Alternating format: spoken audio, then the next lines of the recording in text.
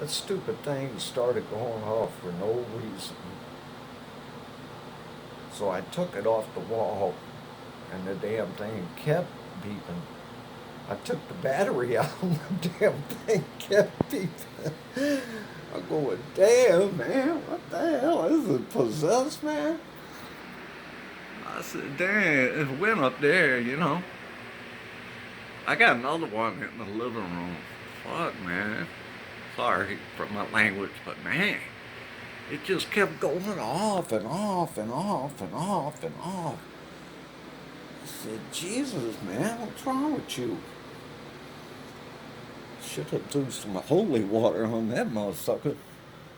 Said, in the name of Jesus, shut up. I did everything to that thing. Wow. What a trip, man. Well, anyway, I got a possessed fire alarm. That's all I gotta say. Jesus Christ, man. Woo! Life. Gotta love it sometime. Nighty night, everybody. For real.